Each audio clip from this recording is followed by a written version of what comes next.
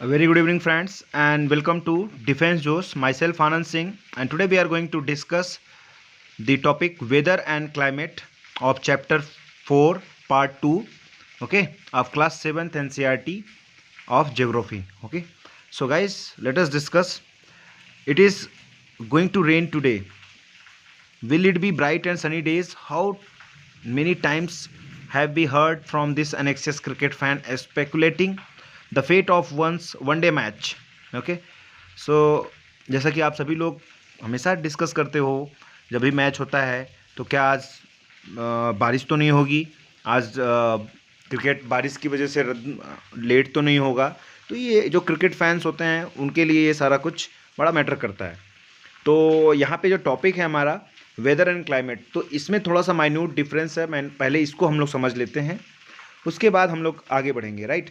तो वेदर और क्लाइमेट में थोड़ा सा डिफरेंस ये होता है कि जो क्लाइमेट होता है वो लॉन्ग टर्म चीज़ है, ओके, कि 5 साल 10 साल तक जो वेदर जिस तरीके का मौसम वहाँ पे एक पर्टिकुलर एरियाज में होता है उसको बोलते हैं क्लाइमेट। वेदर क्या होता है कि डे बाय डे का जो चेंज होता है, कि मान लीजिए आज बारिश हो रही है, कल धूप निकल गई, उसके एक दिन पहले ठंड थी। तो ये जो चेंज होता है वो वेदर होता है, डे बाय डे जो चेंज होता है उसको बोलते हैं वेदर।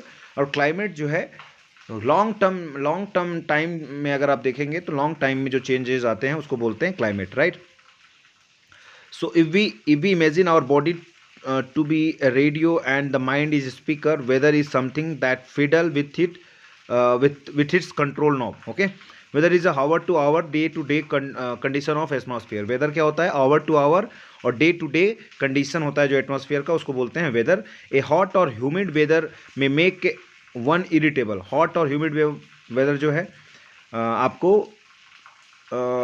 इरिटेट कर सकता है, right. A pleasant a breezy weather में make one cheerful and even plan for an outing. Okay, so थोड़ा सा जो वेदर है, अगर उस दिन रेनी टाइप का वेदर हो गया या थोड़ा सा वैसा वेदर हो गया जिसमें आप आराम, मतलब ठंडी ठंडी हवाएं चल रही हैं समझ लीजिए, तो उस दिन आपको अच्छा लगेगा, आप सोचोगे, प्लान करोगे कि कहीं बाहर चलते हैं। तो मतलब ये जो वेदर है वो डिसाइड करता है कि आपका स्टेट ऑफ माइंड कैसा रहने वाला है। कई बार देखते होंगे आप लोग कि अच्छा वेदर होता है तो उस समय पे जो है लोग अच्छी अच्छी बातें करते हैं, अच्छे अच्छे प्लान करते हैं, अच्छे अच्छे थॉट्स आते हैं उनको माइंड में। बट अगर थोड़ा सा धूप होता है और आप ट्रैफिक में फंसे हो तो आप इरिटेट हो जाते हो।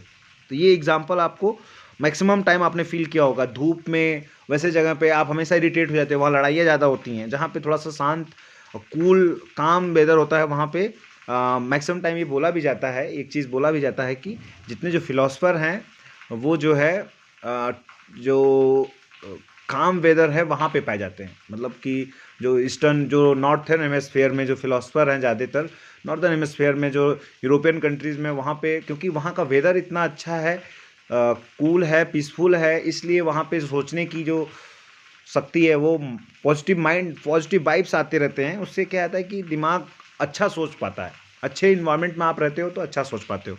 अगर वहीं गर्मी और ये सारी चीज़ें होती हैं, प्रॉब्लम इरिटेशन होता है, तो आप भी देखते होगे कि जब आप पढ़ाई कर रहे हो तो अगर इरिटेशन हो रहा है आपको तो आप उस टाइम पे अपना कंसंट्रेशन अच्छे से नहीं कर पाते हो। मगर अगर आपका प्लेजेंट एटमॉस्फेयर है, मतलब मौसम सही है, या फिर आपने एयर कंडीशन ऑन कर रखा है, तो आपको पढ़ाई में कोई प्रॉब्लम नहीं होती है, राइट।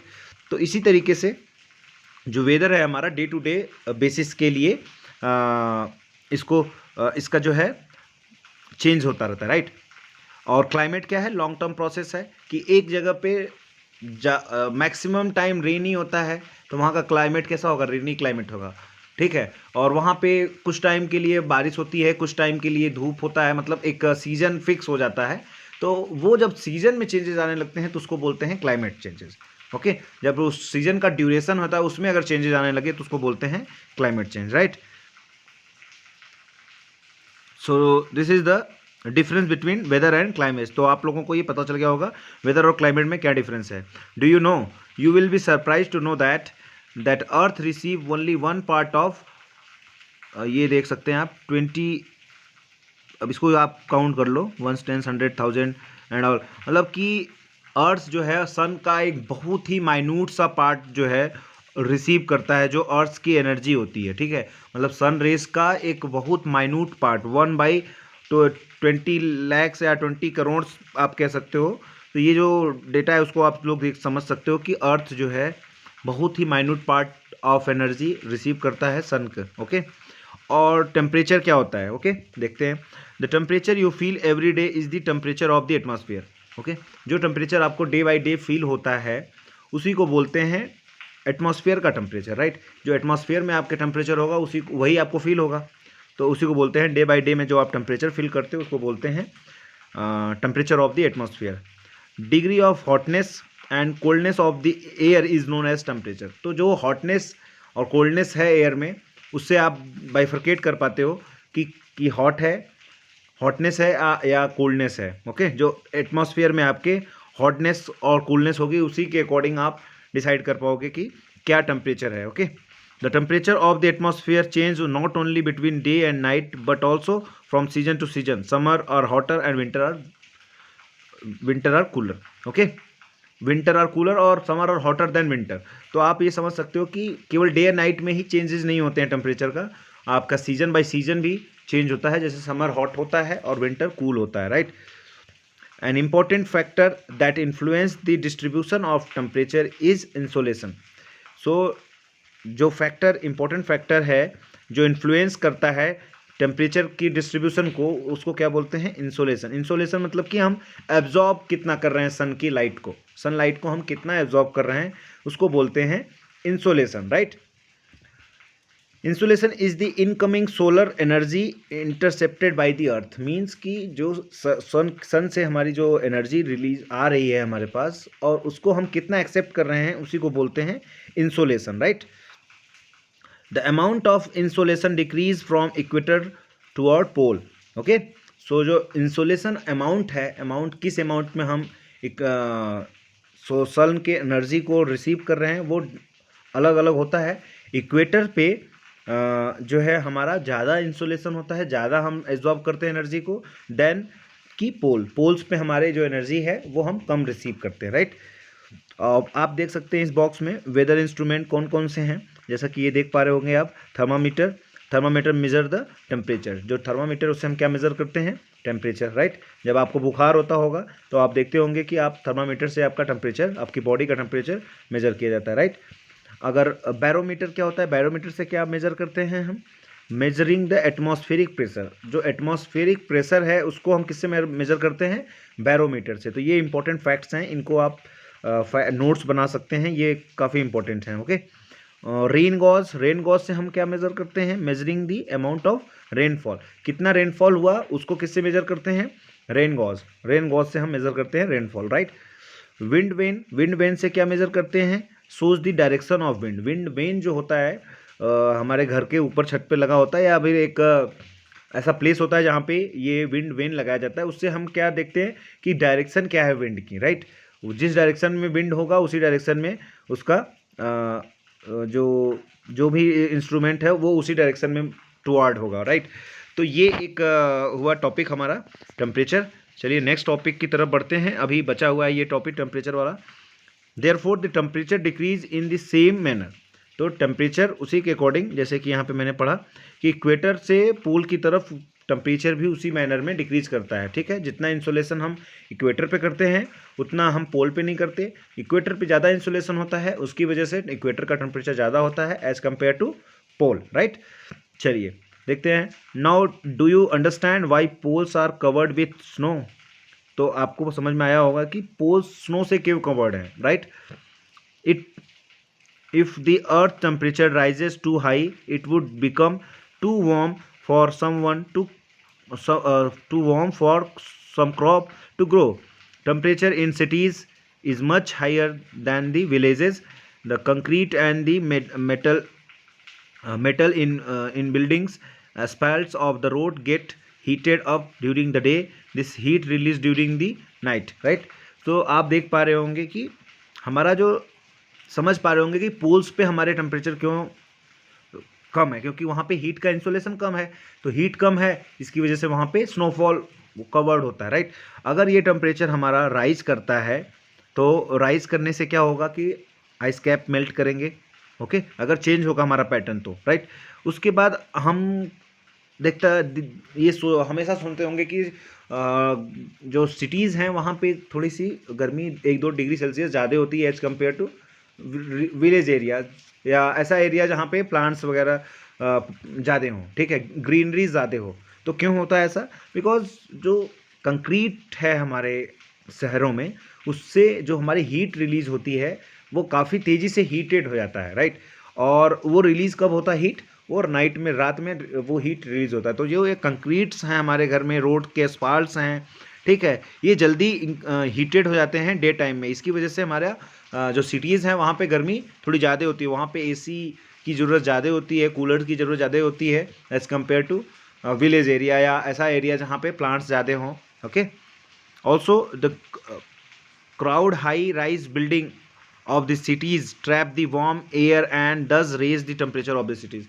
तो आपको पता है कि भीड़, जैसे कि एक जगह सिटीज़ में क्या होगा, आप देखेंगे कि काफ़ी कंजस्टेड एक साथ मकान बने होते हैं, तो वो हॉट एयर को क्या करते हैं, ट्रैप करके रख लेते हैं, ठीक है।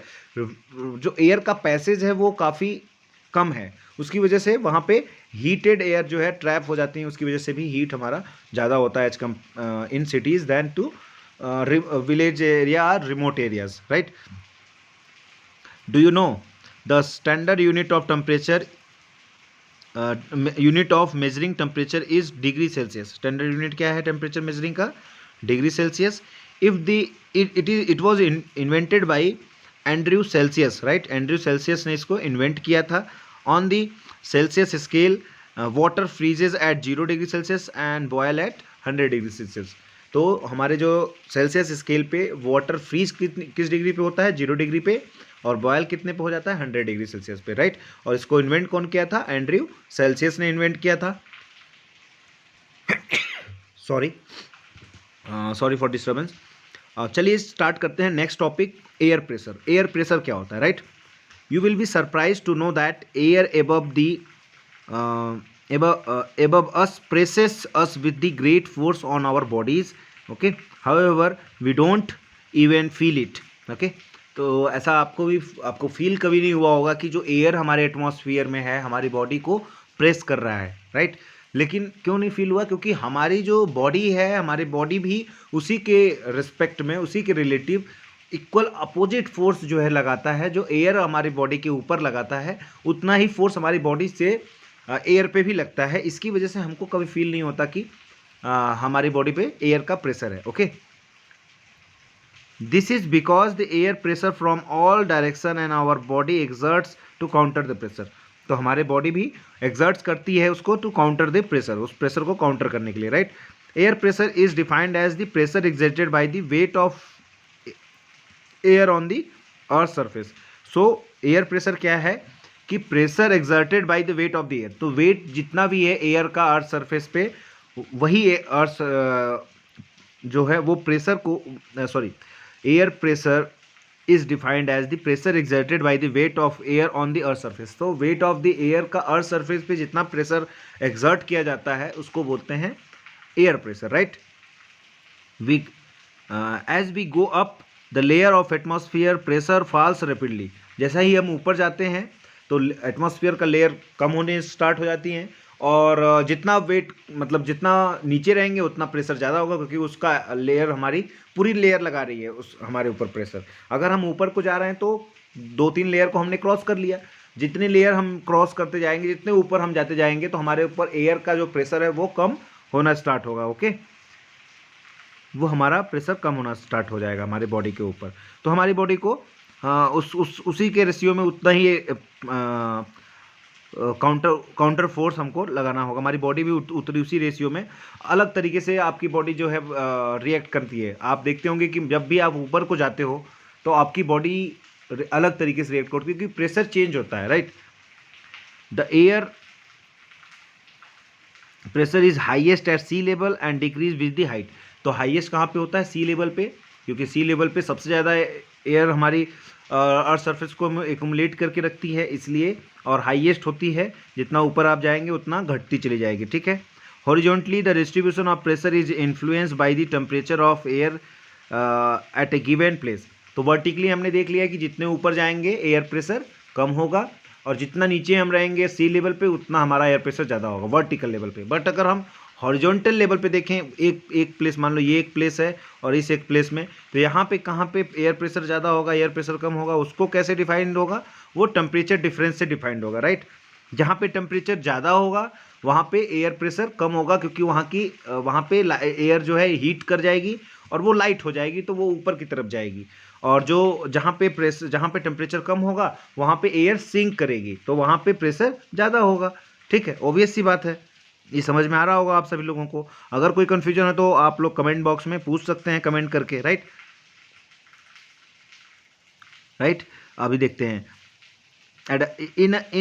in areas where temperature is high the air get heated and rises। जहाँ पे टेम्परेचर ज़्यादा होगा वहाँ का एयर हीट करेगी और ऊपर की तरफ उठेगी। This create a low pressure area.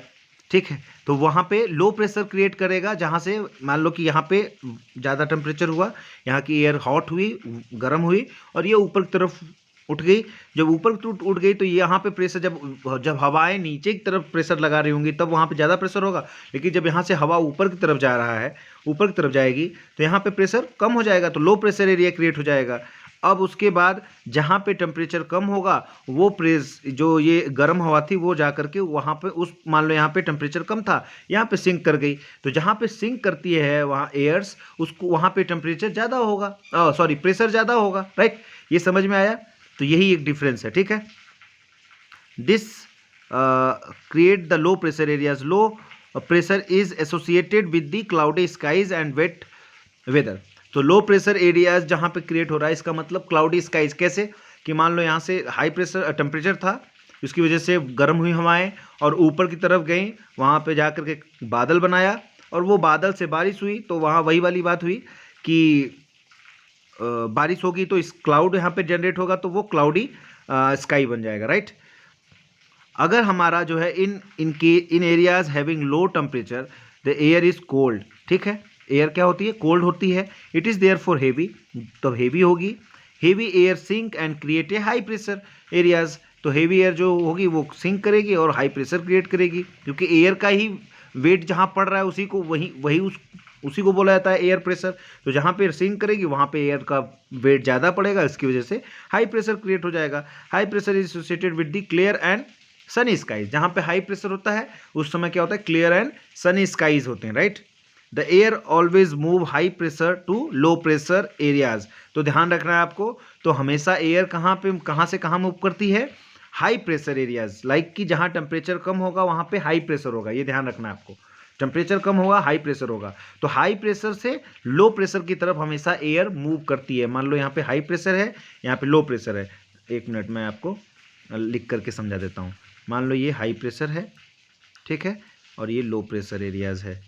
तो यहाँ पे ये जो लो प्रेशर है, ये हाई प्रेशर, तो मूव हमेशा एयर किधर से करेगी, high pressure to low pressure की तरफ मूव करेगी। ये इंपॉर्टेंट पॉइंट है, इसको नोट कर लीजिए, वेरी वेरी इंपॉर्टेंट पॉइंट। ये आकर के आगे चल के आपको हेल्प करेगा, आपकी जो भी अंडरस्टैंडिंग क्रिएट बनेगी इसी के बेसिस पे बनेगी, राइट। अब देखते हैं, ठीक है, ये समझ में आ गया, राइट, यहाँ तक समझ में आ गया हम लोगों को। अब हम लोग जो है ये देखते हैं, डू यू नो अच्छा, हाई लो प्रेशर होगा जो, वहाँ पे टेम्परेचर क्या होगा, ज़्यादा होगा, हाई टेम्परेचर होगा यहाँ पे। एक minute,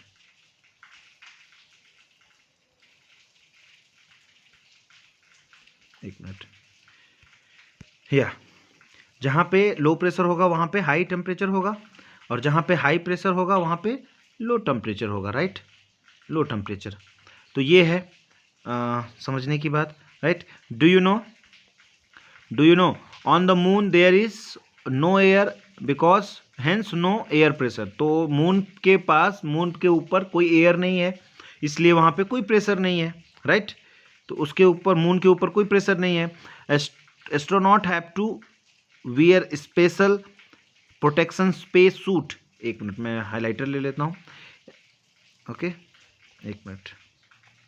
astronaut have to wear special space suit, okay, filled with air, okay, when they go to the moon.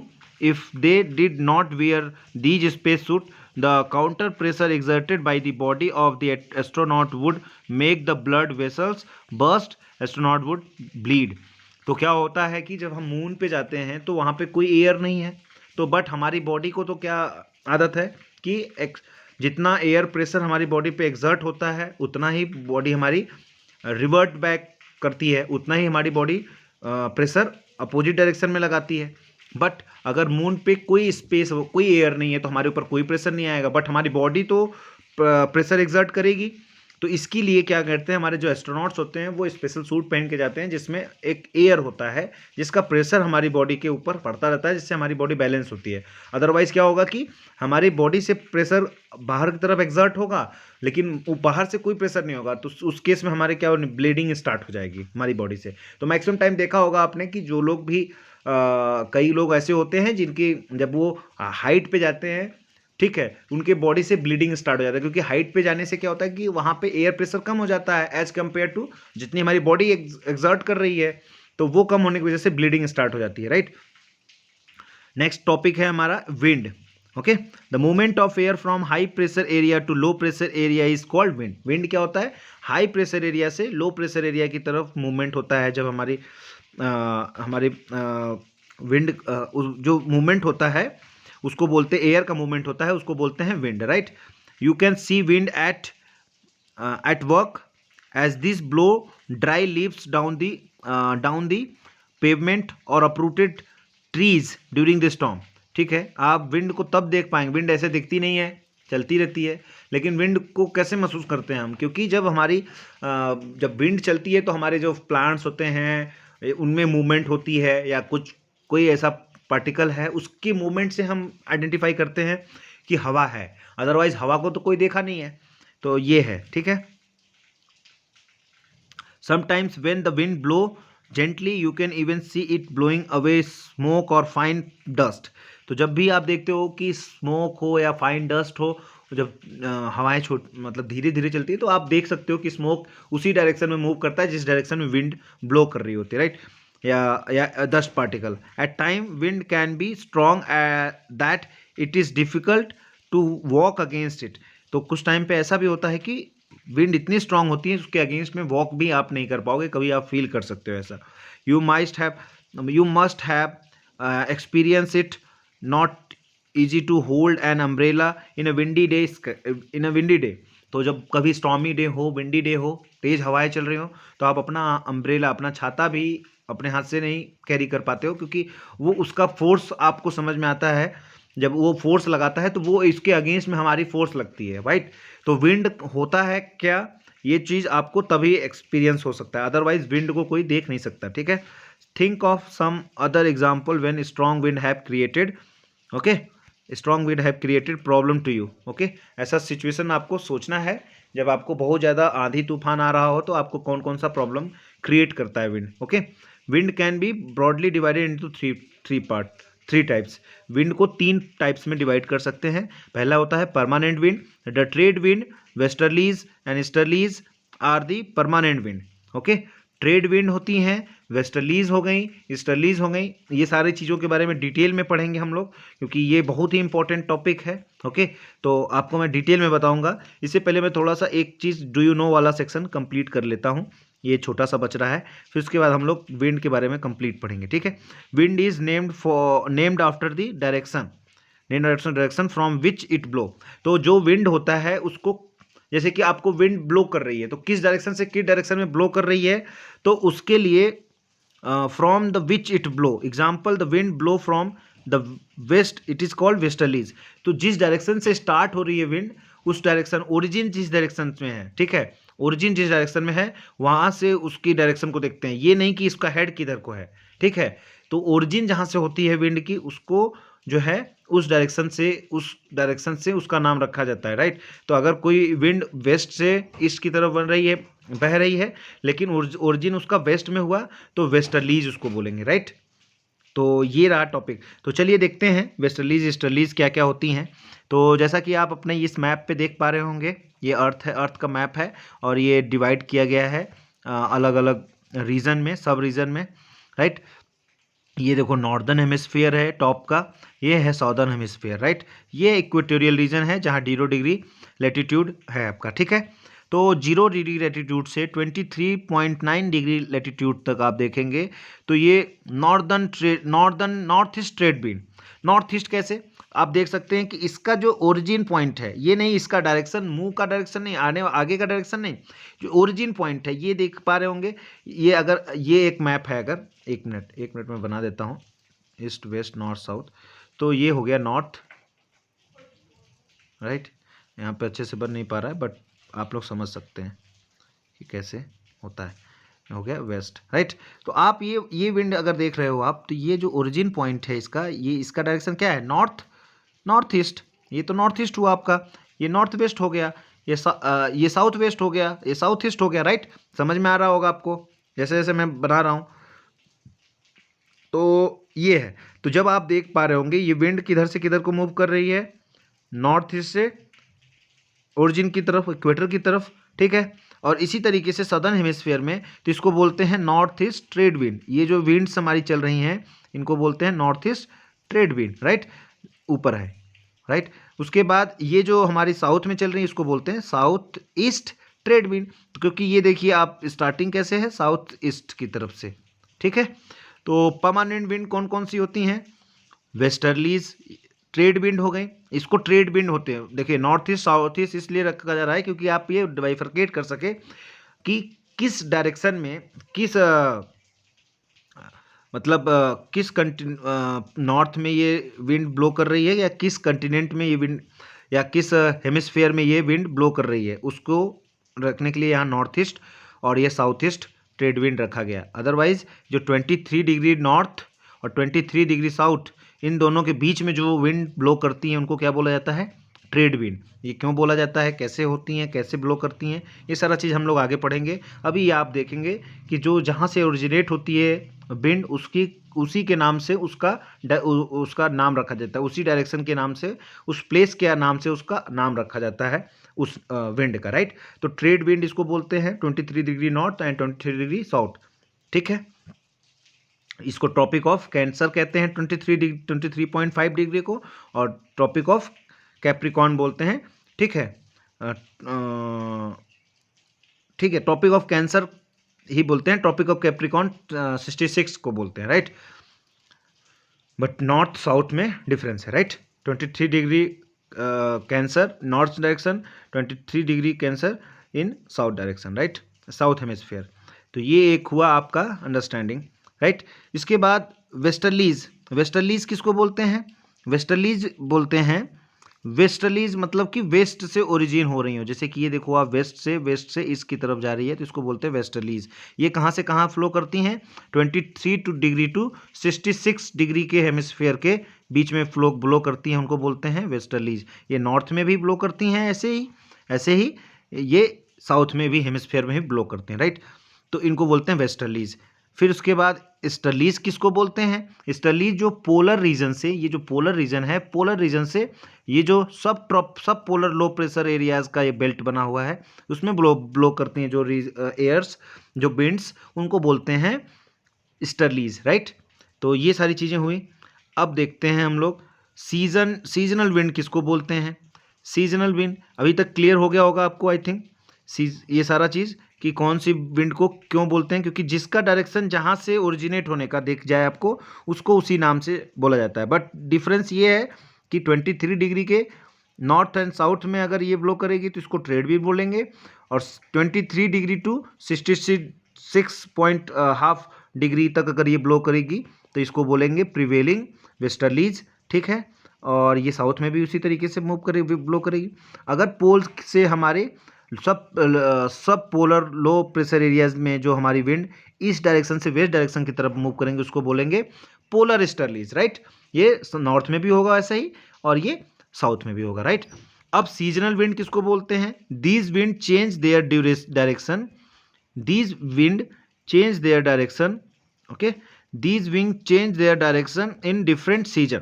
तो जो डिफरेंट सीजन में अपना डायरेक्शन चेंज करती है उनको क्या बोलते हैं, seasonal wind. For example monsoon in India, तो मानसून जो हमारी आती है वो चेंज होता है उसकी डायरेक्शन में, उसकी वजह से